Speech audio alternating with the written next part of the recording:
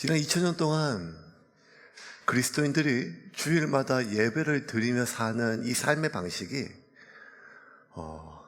2000년 동안 한 번도 변함이 없이 이어진다는 것은 어떤 나라든 어떤 민족이든 어느 시기든 조선시대든 고려시대든 아니면 그 어떠한 고대 어떤 시대든지 간에 지난 2000년 동안 복음만 들어가면 이 복음으로 인하여 하나님의 자녀가 된 사람들이 옷도 바뀌고 생각도 바뀌고 머리도 바뀌고 먹는 것들 자는 것들 다 바뀌는데 그럼에도 불구하고 여전히 변함없는 하나의 삶의 방식, 단순히 어떤 삶의 어떤 패턴이 아니라 가장 삶의 중심에 예배를 두고 있는 것은 어쩌면 그리스도인들이 이 주일날 하나님 앞에 나와 예배 드리고 그리고 말씀 앞에 내가 누구인지, 내가 살아가는 이 세상은 무엇으로 움직이며 나는 왜 태어났고 나는 지금 무엇을 하고 있으며 나는 무엇을 위하여 가고 있는지를 날마다 확인하며 살아가는 이 삶의 패턴은 지난 2000년뿐만 아니라 앞으로 주님이 오시는 그날까지 계속 반복될 패턴일 것입니다. 하나님은 6일 동안 천재 모든 창조를 마치셨어요. 지난주에 1장이 다 끝이 났습니다. 1장의 마무리는 이것입니다.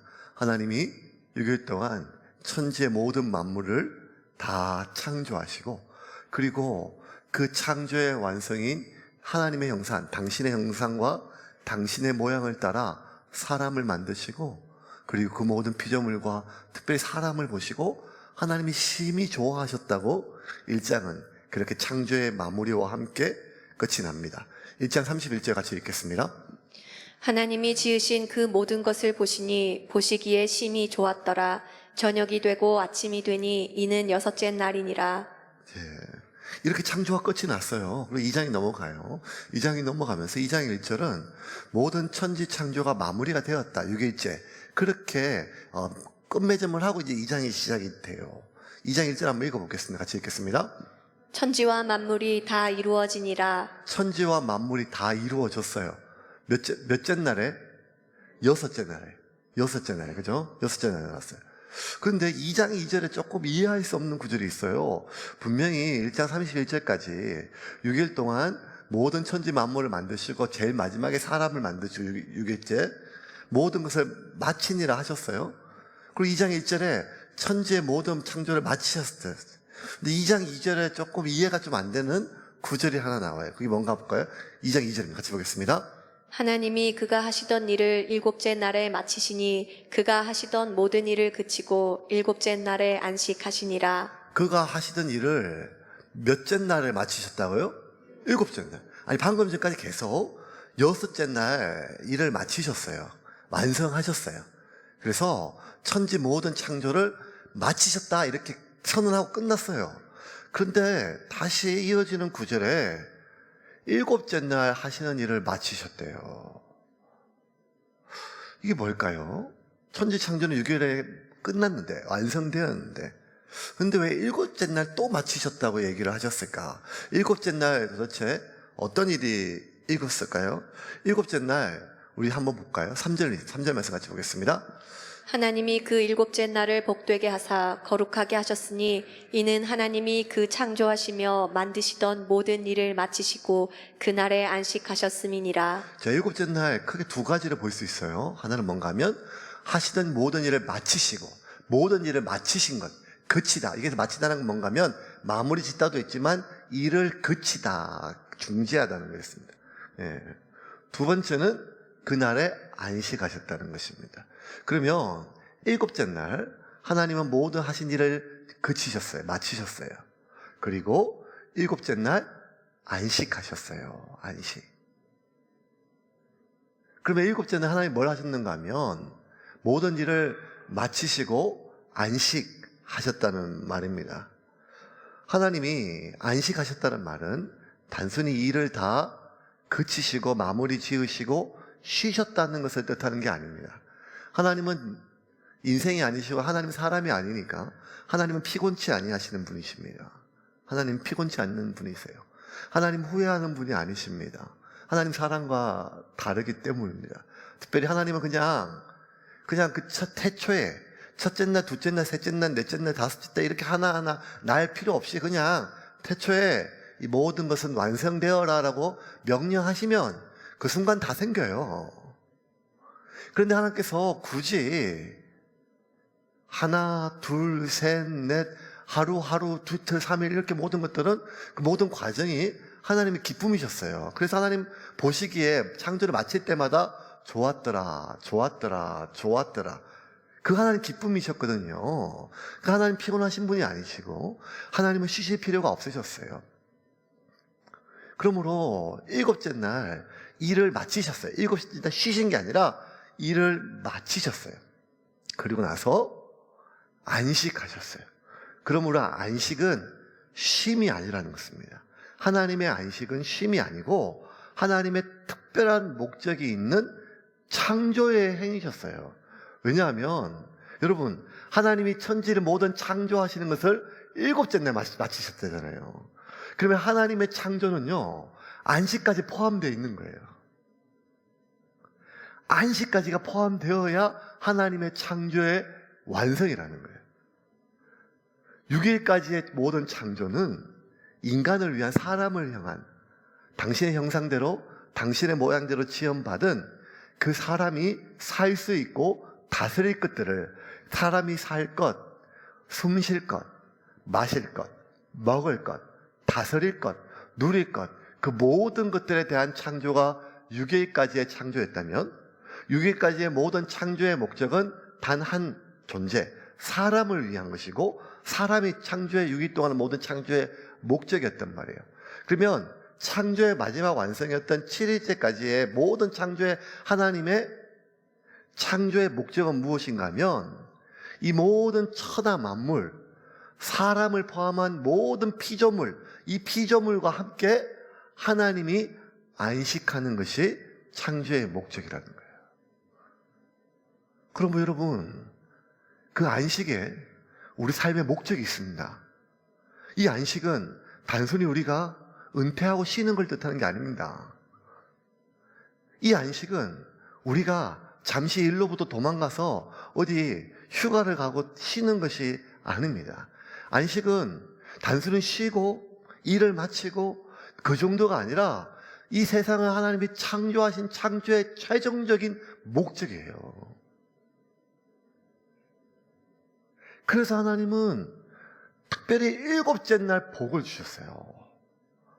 3절 다시 한번 읽어볼까요? 같이 읽겠습니다. 3절입니다. 하나님이 그 일곱째 날을 복되게 하사 거룩하게 하셨으니 이는 하나님이 그 창조하시며 만드시던 모든 일을 마치시고 그 날에 안식하셨음이니라. 여러분, 하나님이 복을 주셨어요. 어떤 복을 주는가 하면 모든 피조물들에게 생육하고 번성하라 복을 주고, 예. 근데 인간에게는 다스리라고 하는 복이자 소명을 같이 주셨죠. 근데 하나님은 한 번도 그 첫째 날, 둘째 날, 셋째 날 다 하나님 보시기에 좋으셨거든요. 근데 그 날 자체에 복을 주시지는 않으셨어요.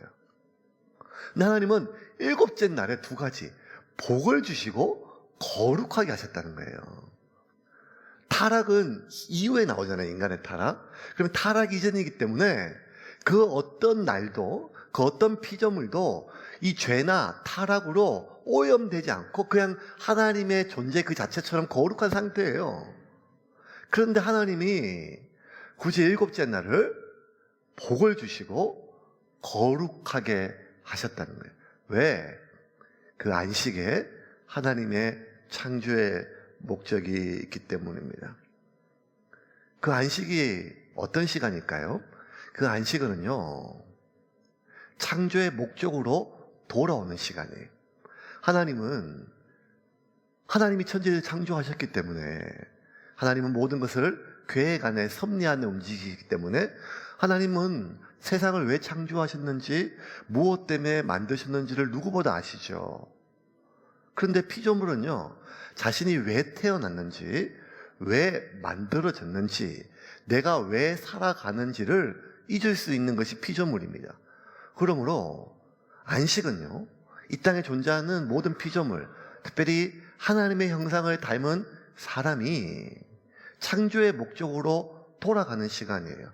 이 세상이 왜 만들어졌는지, 내가 왜 만들어졌는지, 내가 왜 태어났는지, 내가 무엇 때문에 살아가는지, 그냥 요즘 속된 말로, 애들 하는 말로 태어난 김에 사는 인생, 뭐 그런 게 아니고,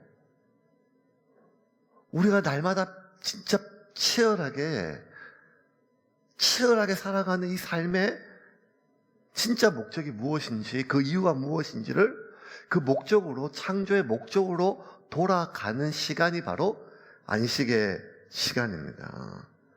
그러므로 안식은요, 기억하세요, 여러분. 들여다보는 시간이에요.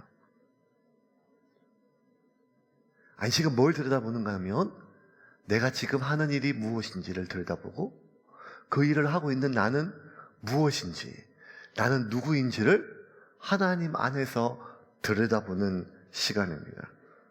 그렇지 않으면요, 우리는요, 내가 누군지, 지금 내가 뭘 하고 있는지를 들여다보는 것조차 그냥 사는데 바빠요.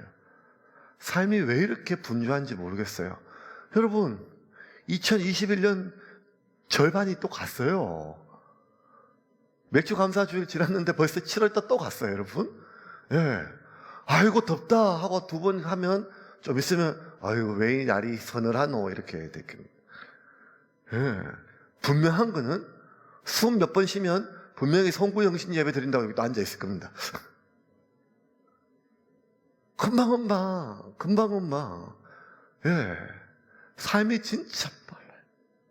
그나마 자식이 있으면, 애를 키우면, 뭐 정신없는데 애 큰 거 보면, 아유, 세월이 흐른 거 알 수 있어요. 애가 컸으니까요. 예. 근데 그거 아니면 진짜 이게 올해인지 작년인지 내년인지 뭔지 시간은 그 빠르게 흐르고 있는데 내가 어떻게 뭘 하고 있는지는 모르겠지만 얼마나 우리의 삶이 분주하고 정신없는지 모르겠습니다. 일이 많고 적음을 떠나가지고요. 먹고 살려고 시작하는 일인데요. 진짜 먹고 살려고 시작하는 일인데, 아니, 밥 먹을 시간이 없어요. 그러니까 먹고 살려고 시작하는 일인데, 그 일을 하려면 아침에 밥이 안 먹히는데, 그냥 한술 입에 그냥 막 쑤셔 넣고 가야 돼요. 제가 토요일 밤부터 주일 아침에 굉장히 긴장이 극도로 올라가서 어떤 날은 막 토한다 그랬잖아요. 속이 안 좋고, 제가 진짜 먹는 거 좋아하고 고기 주면 자다가도 먹고, 그런데 주일 아침에는 진짜 뭐가 속이 안 좋으니까. 그래도 아침에 밥을 주면 그걸 입에다 막 쑤셔 넣고 와요. 아니, 우리가 먹고 살려고 하는 일인데, 어쩌다 보면 안 먹히는 밥이지만 아침에 한술 뜨고 입에 쑤셔 넣고 모래 같은 데도 그렇고 씹어야 일할 수 있으니까 나가거든요. 그렇게 나가다 보면 정신없이 지내다 보면 끼니를 놓칠 때도 있고, 아니, 먹고 살려고 하는 일인데 밥 먹을 시간이 없고 일하다 보면 먹는 거를 잊을 때가 더 많죠. 가족들 때문에 일하죠. 우리가 가족들 때문에 일해요. 가족들 때문에 이렇게 열심히 일하는데 어느 순간 보면 그 일하느라고 가족과의 관계가 다 뒤엉켰어요. 가족과의 관계, 자식 때문에, 가족 때문에 그렇게 일했는데 어느 순간 돌아보니까 그 일 때문에 일하느라 정신이 팔려서 어느 순간 자식이, 부모가, 가족이 관계가 다 틀어졌어요. 행복하려고 일하죠. 행복하려고요. 일 자체가 행복하지 않지만 내가 행복하기 위해서, 행복한 걸 하기 위해서 일하고 행복하기 위해서 그렇게 애쓰는데 어느 순간 일하다 보니까요, 아니, 오늘 당장 일 마치고 저녁에 집에 들어가면 아우, 신난다, 내일 출근한다, 이런 사람이 어디 얼마나 있겠어요. 오늘 저녁에 기쁜 날은 오늘 저녁에 가서 다 끝나고 저녁에 딱 소파에 앉아가지고 야, 내일이 기다려진다, 신난다, 그런 사람은 저밖에 없어요. 목사가 쉬니까요, 내일은.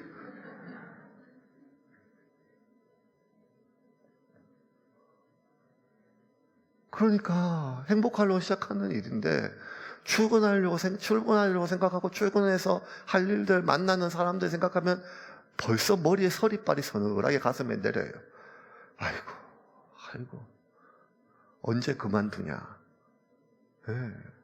어떤 유명한 진짜 철학자가 했던 그 인생의 깊은 교훈이 가슴속에 확 와닿는 말이에요. 로또 외에는 대안이 없다. 언제 그만둘 수 있을까? 그러니까 가족 때문에 먹고 살려고 행복하려고 일하는데 어느 순간 그 일 때문에 모든 게 다 뒤죽박죽되고 엉망이 되어 있어요. 질서를 잃어버리면 혼란이 오죠. 질서를 잃어버리면 혼란이 와요. 의미를 잃어버리면요, 공허가 옵니다. 이게 무슨 의미가 있나? 내가 이러려고 그랬나? 그런데 그 공허의 상태가, 그걸 내가 그대로 용납하잖아요. 내 마음이 공허했을 때 그 공허해진 상태를 내가 용납하면요, 죄가 들어와요. 죄가 들어옵니다. 이때 우리는요, 그것들로부터 잠시 멈춰야 돼요. 멈추고 뭘 해야 되는가 하면 들여다봐야 돼요. 내가 지금 뭐 하고 있지? 나는 뭐지? 내가 누구지? 들여다봐야 됩니다. 온통 지금 내 머릿속을 꽉 채우고 있는 그 일에 대한 사람들의 반응, 나에 대한 사람들의 수많은 반응, 그것들을 멈추고 그것들로부터 좀 떨어져서 그것들로부터 분리된 채 하나님 안에서 내가 지금 뭘 하고 있는지, 내가 뭔지, 나의 삶은 무엇인지를 들여다보는 것이 안식입니다. 하나님 안에서 들여다보는 것입니다. 그런데요, 우리는 자꾸만요, 내가 누군지를요, 내가 하는 일을 통해서 들여다보려고 해요. 네. 누구를 막 사람들이 자꾸 점점 만나기 싫고 만나기 어렵고 이러면요, 그냥 너 요즘 뭐 하냐 하면 그 대답하기 싫어서 그래요. 대답하기 싫어가지고. 너 요즘 어떻게 사냐? 뭐 하고 있냐? 어떻게 지내냐 하는 많은 말 속에 자꾸 나는 내가 누군지를요, 하나님 안에서 들여다보는 게 아니라 내가 하는 일을 통해서 들여다봐요. 더 정확하게 얘기하면 내가 하는 일에 대한 사람들의 반응을 통해서 나를 본단 말이에요. 나에 대한 사람들의 반응을 통해서 나를 들여다본다는 거예요. 그러니 여러분, 내가 나를 들여다보는 것은 그거는 그렇게 필요한 게 아니에요. 지금은 그냥 또다시 내가 하는 일을 통해 나를 들여다보고 나의 가치를 보고 내 일에 대한 사람들의 반응을 통해서 나를 들여다봤으면 여전히 나는 삶의 질서를 잃어버리고 온통 뒤죽박죽이 되는 거예요. 결국 내가 지금 뭘 하고 있는지, 내가 누구인지를 볼 수 있는 통로는 하나님 안에서, 말씀 안에서 봐야 되거든요. 그래서 안식은요, 잠시 멈추는 거예요. 뭘로부터? 지금 내 머릿속을 꽉 채우고 있고 내 마음속을 꽉 채우고 있어서 지금 흔들고 있는 그 일로부터 좀 분리시키고, 그 일에 대한 사람들의 반응과 나에 대한 사람들의 반응, 그로부터 좀 떨어져서, 그리고 나서 뭘 하는가 하면 안식하는 것입니다. 안식은 하나님 안에서 나를 들여보고 하나님이 나에 대해서 뭐라고 얘기하시는지, 하나님이 내가 누구라고 얘기하는지 그걸 들을 때 그때 안식이 있는 거예요. 그렇지 않으면 쉬는 것과 안식은 전혀 다른 것입니다. 물론 여러분, 우리가 일주일에 하루 쉬죠. 요새는 이틀씩도 쉬잖아요. 근데 쉬는 것은 안식이 아니에요. 이 쉬는 건 뭔가 하면 더 일을 잘하기 위해서 기계를 좀 더 한번 꺼놓는 거예요. 기계를 계속 돌리면 과열돼서 더 이상 일이 안 될까 봐 기계를 잠시 꺼두고 시킨 다음에 더 잘 일하고 지속적으로 일을 하기 위해서 쉬는 것이죠. 그게 휴가고, 그게 휴말이고, 그게 공휴일이죠. 물론 삶의 질이 그렇게 진행될 수 있어요. 근데 하나님의 사람은 그게 아니란 말이에요.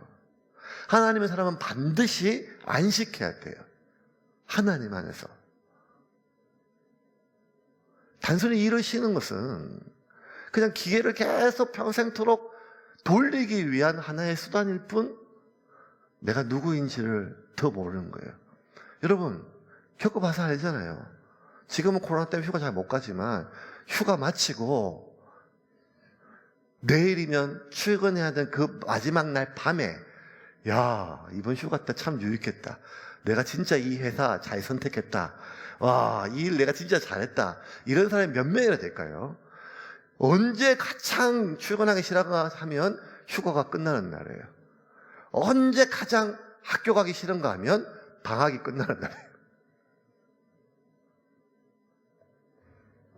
그러니까 우리가 무언가를 잠시 멈추고 쉬는 것은 결코 안식이 아닙니다.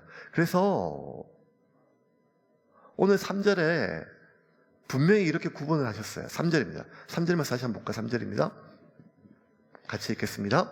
하나님이 그 일곱째 날을 복되게 하사 거룩하게 하셨으니 이는 하나님이 그 창조하시며 만드시던 모든 일을 마치시고 그날에 안식하셨음이니라. 자, 일을 마치고 일을 마친 것과 안식을 구분했어요.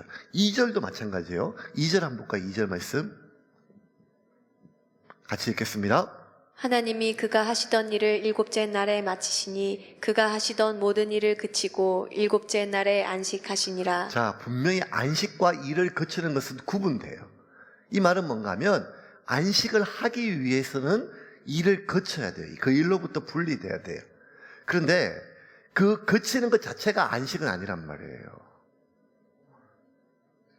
그 일로부터, 그 일에 대한 사람들의 반응으로부터, 그 일에 대한 염려로부터 분리돼야 돼요. 그래 안식할 수 있어요. 근데 문제는 좀 아무리 분리하려고 해도 분리가 안 돼요. 몸은 분리가 되거든요. 몸은 분리가 되는데 생각은 계속 돌아가요. 분명히 몸은 퇴근했어요. 몸은 집에 있는데 머리는 회사에 있을 때보다 더 복잡해요. 아니 꿈에서도 막 꿈을 꿔요. 여러분 제가 토요일날 새벽에 제일 많이 꾸는 꿈이 뭔가 하면 어떤 꿈인가 하면 설교하러 강단에 올라갔는데 설교 원고가 없어요. 이 꿈을 얼마나 제가 많이 꾸고 그게 막 황당하면 너무너무 트라우마 생겨가지고 이제는 꿈을 꾸든 안 꾸든 그 꿈 좀 안 꿔보려고 설교 원고를 외워서 와요. 원고 없어도 그렇게 그게 너무 막 그냥 삶의 꿈속에서도 깜짝깜짝 놀래거든요. 그러니까 우리는 분리가 안 돼요. 몸은 좀 멈췄는데 그냥 뭐가 자꾸 일이 어긋날 것 같고 오히려 뭐가 쉬면 더 불안하고 그 사람과의 관계가 그 일이 앞날이 삶이 미래가 그 수많은 염려들로부터 전혀 분리가 안 돼요. 이틀을 쉬어도 아니 일주일 쉬어도 아니면 이 땅을 떠나서 외국에 가도 그 시간 동안 내 머릿속에 내 마음속에 그 일로부터 그 일에 대한 사람들의 반응으로부터 나에 대한 사람들의 평가로부터 내가 분리되지 않습니다. 마음은 계속 불안과 염려로 일하고 있습니다. 그래서 미치고 병이 들어서 이것 좀 고쳐보려고 병원에 갔는데 여러분 신경정신과 의사가 환자를 제일 열받게 하는 삼총사 말이 있어요. 그게 1번이 뭔가 하면 스트레스 받지 마세요. 2번이 신경 쓰지 마세요. 3번이 마음을 편하게 먹으세요. 이 세 가지 말은 선교원에 있는 은찬이도 해주는 말이에요. 그렇게 돈을 안 들어도 그냥 의사가 아니라 다 할 수 있는 말이에요. 스트레스 안 받으려고 병원에 갔죠. 신경을 좀 끊어보려고 병원에 온 거죠. 마음을 좀 편하게 먹고 싶어서 병원에 온 거예요. 왜냐하면 내 마음인데 내 마음대로 안 되고, 내 생각인데 내 생각대로 지금 안 되니까 병원에 온 것 아니겠습니까? 분리가 안 됩니다.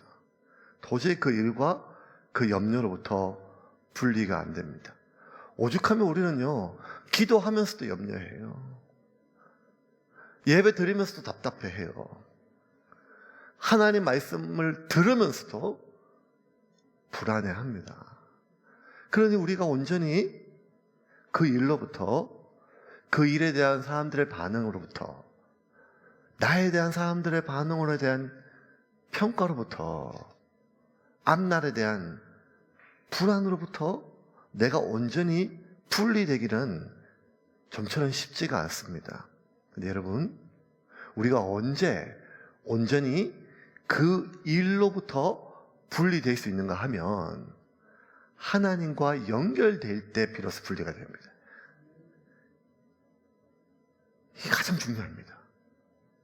그 일로부터 떨어졌을 때 분리되는 게 아니고, 그 사람으로부터 떨어졌을 때 분리되는 게 아니고, 그 관계로부터 멀리 도망갔을 때 분리되는 게 아니라, 그냥 내가 어디에 있든, 무엇을 하고 있든, 어느 공간에 있든, 하나님으로부터, 하나님과 연결되면 분리가 돼요. 가룟 유다가 예수님 팔아먹고 후회했어요. 그 죄책감에 견딜 수 없어요. 어딜 가도 예수님의 흔적이 있고 묻어 있어요. 그러니까 마지막 순간에 어디까지 갔는가 하면 결국 이 땅 어디를 가도 그 죄책감으로부터 분리가 안 돼요. 언제 그 나를 죽이는 그 고통으로부터 분리될 수 있는가 하면 그 공간을, 그 관계를, 그 직종을, 그 업을 떠났을 때 내가 온전히 분리되는 것이 아니라 하나님과 연결될 때만 온전히 우리가 그 일로부터 분리될 수가 있습니다. 그래서 여러분, 아무리 쉬어도 돼요. 하나님과 연결되지 않으면 우리 방전돼요. 아무리 신나게 놀아도 돼요. 하나님과 연결되어 있지 않으면 우리는 완전히 기계가 멈추게 됩니다. 영적으로. 중요한 거는 충전기에 꽂아놓은 게 아니라 이게 전기가 연결되는 거가 중요한 거죠. 여러분, 지금 스마트폰이요, 인류의 지금 현재 2021년도에 살아가는 전 세계 모든 사람들의 삶의 가장 지배적인 현대 문물은 스마트폰이에요. 간밤에도 여러분 스마트폰과 함께 잠들으셨잖아요. 이 스마트폰이요, 핸드폰이요, 얼마나 많이 발전됐어요. 여러분,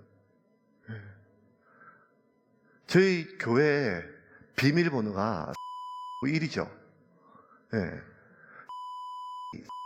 이렇게 하거든요.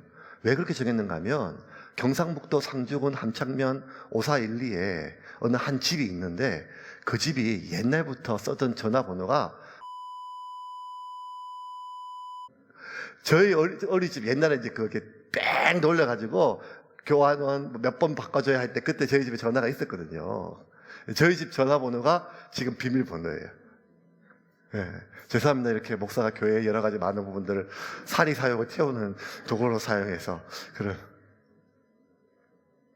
뺑 돌려가지고 교환 나오면 몇 번 바꿔주세요. 어릴 때 기억이 나요. 그러니까 저희 집에 있으니까 집에 아줌마들 와서 전화도 하고 막 그랬습니다. 조금 지나니까 다이얼 바뀌었어요. 그러다가 저희 형님이 기억도 안 나요. 30년 전인가 핸드폰이라고 들고 왔는데, 카폰이라고 들고 왔는데, 그것도 신기했었는데 이제는 핸드폰을요 차에 연결 안 하고 막 그냥 집에 가다가도 그냥 뭐 길거리도 통화할 수 있다고 하는데, 여러분 아시잖아요. 그 핸드폰이 거의 살인 무게에 가까운 벽돌 같은 거 들고 다니는 이 벽돌. 예.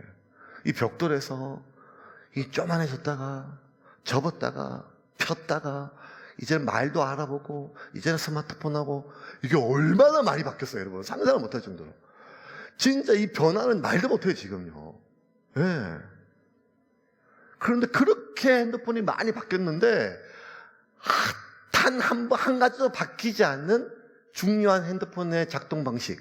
그게 뭔가 하면, 충전해야 쓸 수 있다는 거예요. 아니, 밤이면 꽂아놔야 되죠. 그래서 충전될 줄 알고 밤새 꽂아놔서 아침에 출근할 때 보면 충전은 그냥 숨이 깔딱깔딱 해요. 지금 언제 꺼질지 몰라요. 왜? 이것만 연결했지 전기 꽂아놔 안 꽂아놨으니까. 충전기에 꽂아 있다고 충전되는 게 아니죠. 충전기 아무리 꽂아도 전기에 안 꽂혀 있으면 완전 방전돼요. 방전. 마찬가지로 내가 어떤 충전기, 어떤 섬에, 어떤 교회, 어떤 훈련에, 어떤 휴가지에, 어떤 사람한테, 어떤 책에, 어떤 음악에 그 무엇과 연결됐다고 내가 충전되는 게 아니란 말이에요. 왜냐하면 그것이 무엇이든지 간에 그것이 하나님과 연결되어 있지 않으면 그 순간 우리는 내가 완전히 영적으로 방전되고 있음에도 불구하고 정서적으로 무언가 충전된다고 착각하고 있다는 거죠. 아무리 쉬어도 하나님과 연결되지 않으면 우리는 충전되지 않습니다. 예배, 찬양, 기도, 헌신, 봉사. 근데 여러분, 그 자체가 우리를 충전시키는 게 아니고 그 예배가 하나님과 연결되어야 돼요. 그 기도가 하나님과 연결되어야 돼요. 그 찬양이 하나님과 연결되어야 됩니다. 그 헌신이, 그 희생이, 그 모든 사역이 하나님과 연결되어야 하나님과 연결된 예배 안에 있을 때, 하나님과 연결된 기도 안에 있을 때, 하나님과 연결된 말씀 안에 있을 때, 하나님과 연결된 선교 안에 있을 때 우리가 그때 충전되어지는 것이죠. 그런데 아니 아무리 예배를 드려도 아무리 헌신을 해도 아무리 봉사를 해도 아무리 기도를 해도 아무리 말씀을 들어도 그냥 공허하고 무의미하고 뭐가 뒤죽박죽이고 질서가 없고 그렇게 내가 나를 충전되기는커녕 나를 방전시키는 일들, 나를 방전시키는 교회, 나를 방전시키는 사역들 그런 것들이 얼마나 많습니까?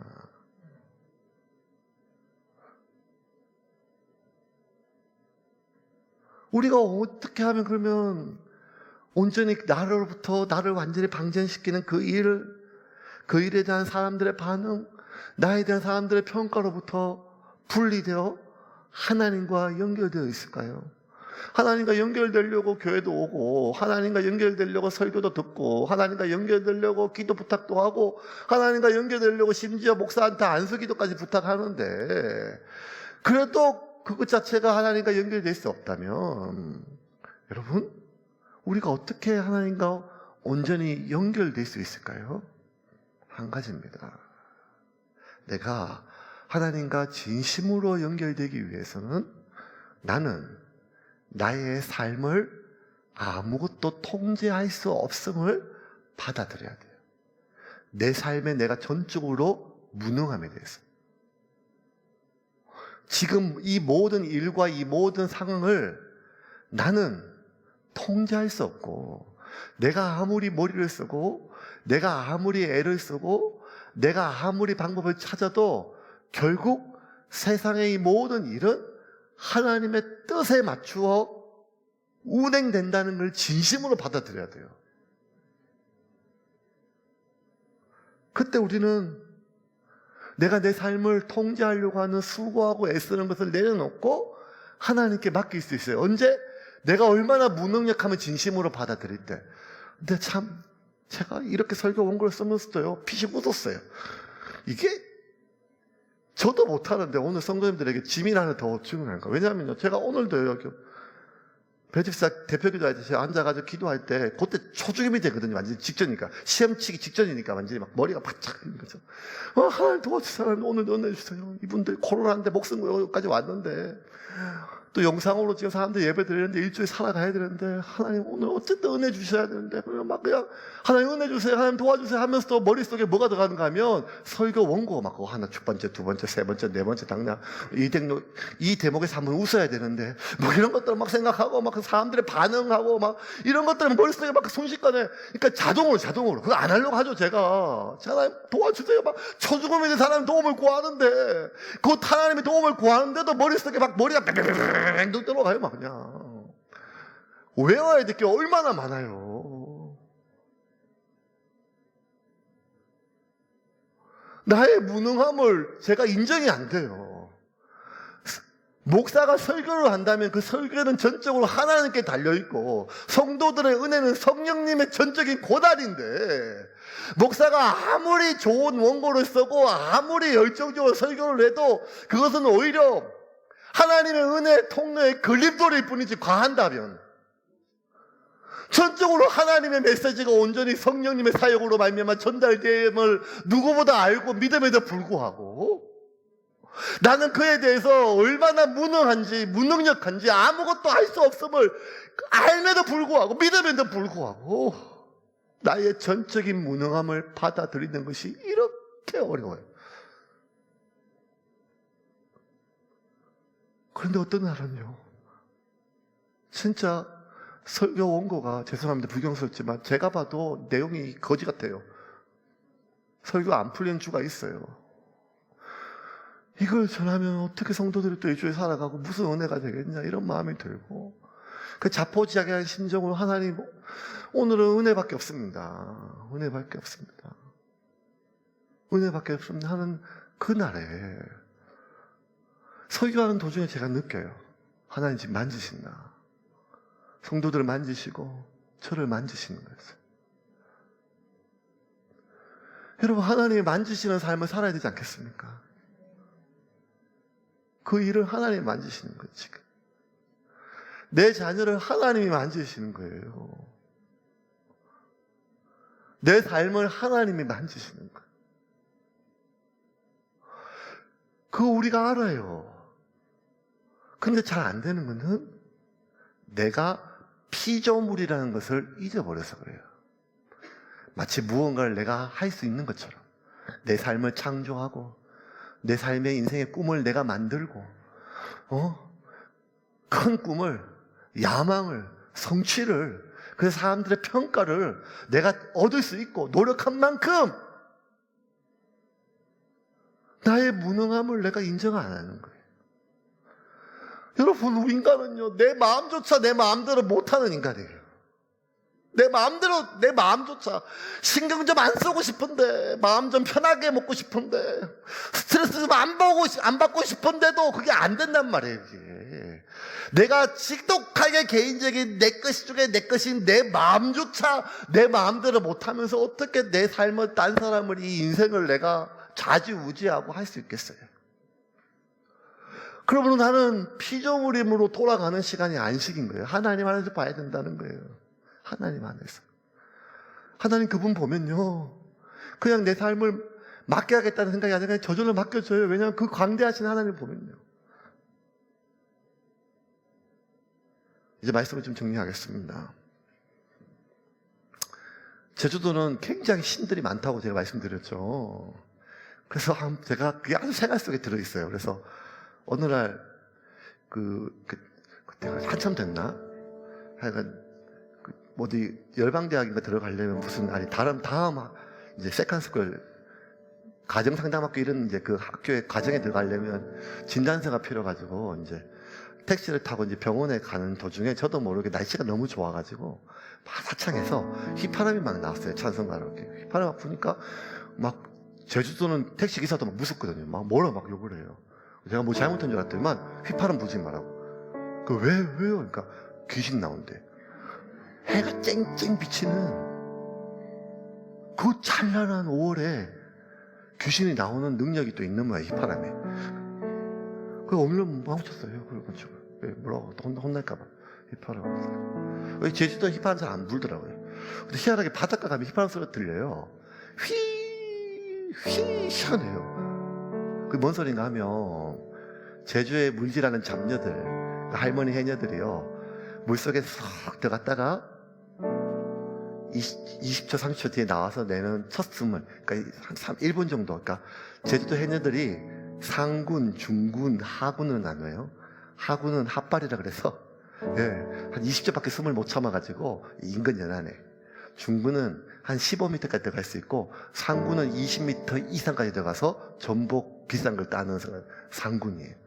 그래서 제주도의 남자들은 상군 해녀와 결혼하는 게 로또라 생각을 해요.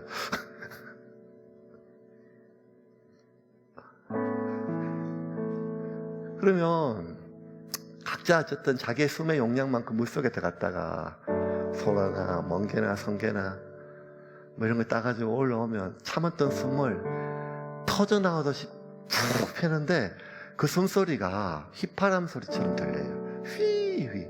그 숨을요, 숨비 소리라 하더라고. 숨비 소리. 숨비 소리. 이 숨비 소리는요, 단순히 참았던 숨이 터져나오는 숨비, 그 첫 숨을 뜻하지만 그 이상의 또 의미가 있어요. 그게 뭔가 하면 해마다 물에서 한두 명씩 돌아가신대요. 그렇게 평생을 물에서 살았다. 40년, 50년 함께 자랐고 함께 물질했던 동료가 죽는 죽음이 얼마나 고통스럽겠어요. 왜냐하면 나도 그렇게 죽을 수 있다고 하는 두려움이니까요. 그래서요, 함께 이게 물질을 떠나는 그 잡녀들, 그 해녀들은요, 그 전우 같은 동지인데, 같이 떠나면요, 그 뒤에 같이 있는데, 항상 내 숨비 소리를 내면서 다른 사람의 숨비 소리를 확인해요. 어휴, 저 또리네 살아있네. 저 뒷집 누구 엄마 있네. 뭐 하나 안 들리면 이제 불안해지기 시작하는. 그래서 서로의 안전을 확인하는 것이 그 숨비 소리더라고요. 그 얘기 들어보면 그냥 무심코 낚시하다 들었던 휘휘하는 소리가 이제는 참 애잔하고 또 따뜻하게 느껴지는 소리예요. 그런데 각각 왜 하군, 중군, 상군을 나눈가 하면 물속에서 욕심을 부리면 안 되는데, 전복 같은 거 발견하면 너무 좋아서 숨이 목에 틀었다가도 그 전복을 따로 내려간대요. 근데 전복은 왜냐면 한 번만 올라갔다 내려가도 그 자리에 없대요. 해녀들이 그러더라고요. 세상에 제일 빠른 게 전복이래요. 막 움직인다 그러는 거예요. 그 눈치를 보고. 그러면 없어지니까 숨이 꺾게 타는데 내려가가지고 마지막 호흡이 끝날 때까지 가고 전복을 몇 번 따다 보면 숨이 너무 막히다 보면 자기도 모르게 물에서 숨을 쉰대요. 마지막 숨을. 그 숨을 물숨이라 부르더라고요. 물숨. 그리고 해녀들은 알아요. 물숨이 이 땅에서 내가 쉬는 마지막 숨이라는 거. 물 밖에서 숨비 소리 내는 숨을 참숨, 나를 살리는 숨이고, 물숨은 나를 죽이는 숨이에요. 신기하게도 나를 살리는 숨은 물 밖에 있어요. 참숨은. 그런데 나를 먹이는 것들은 물 속에 있어요. 내 자식들 연필도 사고 공책도 사고 남편 막걸리 값도 벌어야 되니까. 나를 살리는 숨은 물 밖에 있고, 나를 먹이고 내 새끼들 먹일 것들은 물 속에 있어요. 그래도 내가 아무리 상군이고 아무리 물질을 잘해도 내가 올라가서 숨을 쉬어야 되는데, 그것을 잊고 눈앞에 있는 그 전복 한 조각 몇 조각에 마음을 빼앗겨서 마지막 물숨을 쓰는 순간, 내가 평생 내 목숨보다 소중히 여겼던 내 자식과 내 가족과도 이별하는 순간이 된다고 합니다. 왜? 아무리 상군 해녀라 할지라도, 아무리 평생에서 바다에 살았던 해녀라도 숨을 쉬어야 살 수 있기 때문입니다. 하나님의 사람은 그가 어떠한 능력을 있고 어떠한 관계들 속에 우수한 어떤 경험들과 삶의 지혜가 있다 할지라도, 하나님의 사람은 하나님을 만나야 살 수가 있습니다.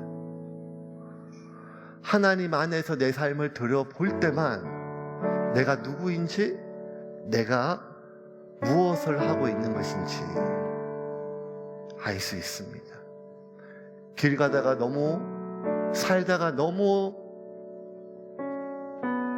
기가 차고 허해서 아이고, 내가 지금 뭐 하고 있나, 이게 들여다보는 것이 아니라 그 모든 일과 그 모든 일에 대한 사람들의 반응으로부터 떨어져 나를 지으시고 이 세상을 지으시며 그 모든 일을 책임지시는 전적인 주권을 가진 하나님의 시각으로 그 일과 그 사람과 나를 바라보면 이 세상에 하나님 외에 두려울 것이 없으며 이 세상 외에 하나님 외에 다스릴 수 있는 존재는 없음을 깨닫게 되어 하나님께 내 삶을 맡기고 비로소 안식할 수가 있습니다. 저는 새움교회 오는 성도들이 또 다른 종교적 짐에 안 눌려지기를 바랍니다. 그것이 어떤 소명과 사명이라 할지라도 새움교회 예배드리는 모든 성도들이 하나님 안에서 안식하기를 원합니다. 하나님이 우리를 안전한 공간으로 이끄실 것입니다. 그러므로 여러분, 수고하고 무거운 그 짐을 지금 내 안에 계신 주님께 맡기고 내가 너희를 쉬게 하리라고 하신 그 주님이 주시는 세상이 줄 수도 없는 그 안식을 누리는 한 주가 되기를 주님의 이름으로 축원합니다.